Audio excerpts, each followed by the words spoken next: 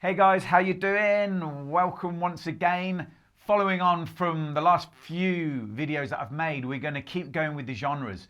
And today I want to look at a genre which I really got into quite a while ago now, working with various DJs, touring the world, putting shows together for them and with them. It's great fun. I really like this genre, and it's trance. Again, as I said before in a previous video, the sounds that you use are really important to each genre. And trance, once again, is a perfect example of that. So what I'm going to do is, I don't actually have a trance kit set up for this. I'm not going to be running any sounds from the kit, from the module. I'm going to be running it all from my computer using a DAW. And it's just to show that you don't need a sampling drum kit to be able to do this stuff. So without further ado, let's have a look. So the first thing I'm going to do is I am going to go over to my instrument categories on the left hand side of Ableton, and I'm going to grab a drum rack. I'm just going to put it onto the first MIDI channel. So there you go, there's the drum rack, and here it is down the bottom corner. Now I'm hoping that you understand how to use a drum rack within Ableton. If you don't, you can get hold of my book, The Art of E-Drumming. It shows you how to do all of that and so much more. It's available from tugted.com. Go check it out. So you've got your drum rack on that first MIDI channel, and you arm the MIDI channel or set it to monitor in. So then when you strike your E-drums, you can see it's playing the drum rack. As I'm hitting the pads, down here it's changing. It's telling me also what MIDI note each pad is on. Again, if you don't understand this, I highly recommend going to get The Art of E-Drumming. It explains all this stuff. So as I hit the kick drum, it's C1, the snare drum is D1, this tom is C2 over there, this tom here is G1, and so on. So what I'm going to do is I'm just going to stick some sounds around the kit. Again, going over to Ableton, have a look at your sample CDs, which you can get these from anywhere. There are so many places now that do sample CDs or sample packages. As CDs are quite old hat. I started getting my collection going when CDs were around, hence why I call it sample CDs.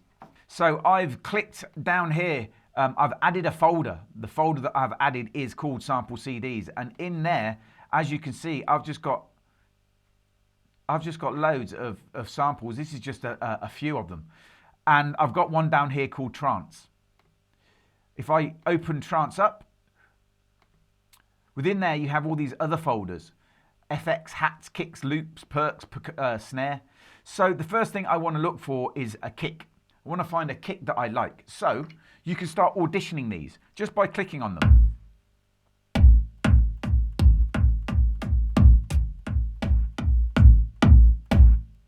Until you find one you like. And I'm going to go for Buzz Kick. I'm going to stick that on C1. So now when I hit my kick drum, there you go, I'm playing Buzz Kick. So then I want to look for a snare. Now snares, again in trance, these are really the thing that show the difference within genres. And a trance snare, it's got this kind of like white noise to it, and they're quite long as well. Something like a house snare, like an 808, it's quite short, it's quite dubby. But with trance, it's not that way. Have a listen to these. Do you hear it's got that tail on it? That white noise is almost layered with the snare sound. That's nice. It's got a little clip on the end. But I can get rid of that. So I'm going to use that clap. I just want to fade that out towards the end.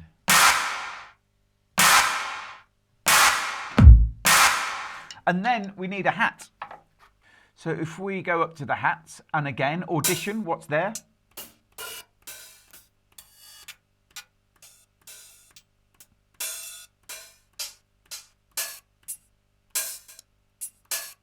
That's nice.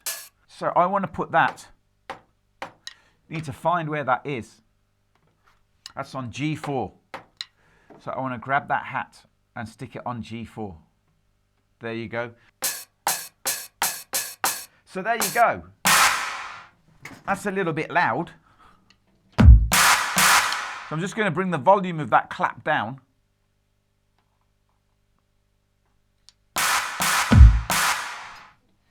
And then you've got the starts of a trance kit.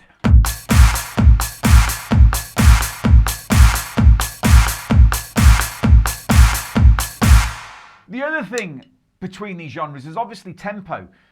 Trance is quite a fast tempo compared to house. It used to be 140 BPM, however it's come down. And now it's round about 130, 128, 130. Sometimes it goes a little bit slower. Sometimes they push it and goes up to 135, 136. So yeah, it's got a bit more of a pace to it than house. So once we've got all those elements going, the next thing we want to look at is cymbals.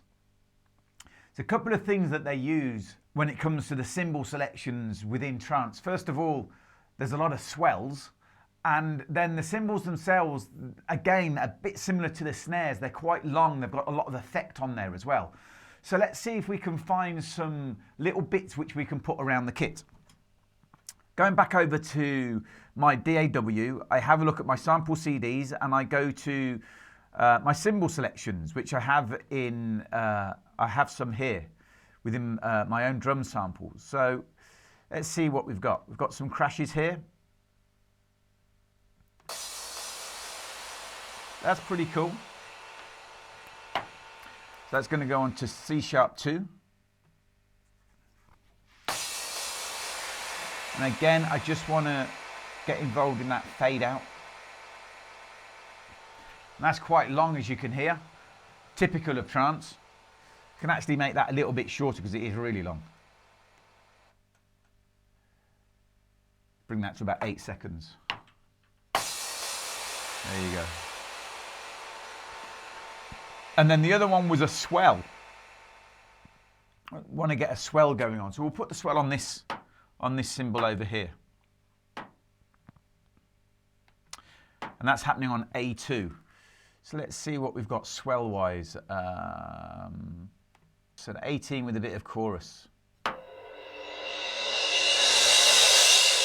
just bring it in a bit, maybe.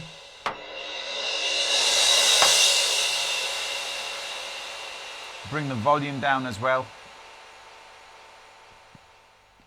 Bring the volume of that guy down just a fraction.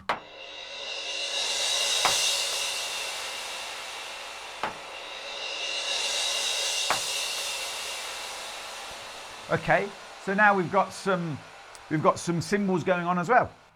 Now when it comes to the beats, what a lot of electronic music does, especially when you start going into the EDM, trance, house scene, a lot of the turnarounds are really simple because they just drop out the kick drum and they keep other things going.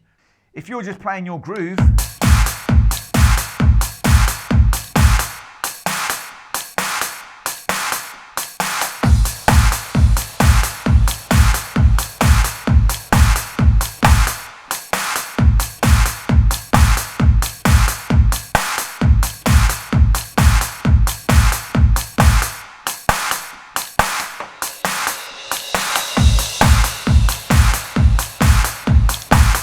and these are the turnarounds that you do in trance music. This is how they program their beats. With everything else that's going on, with the bass lines changing, with the plucks coming in, etc., etc., they do a lot of snare fills instead of those big Bonham tom type fills going on that we're so used to playing as drummers. Instead, they're just 16th notes, 32nd notes on snares. And as they rise, the pitch goes up or the filter opens and it goes through a high pass filter or a low pass filter. So once you get all these bits together and you put it around the kit, you can start imitating and playing some trance stuff. For example,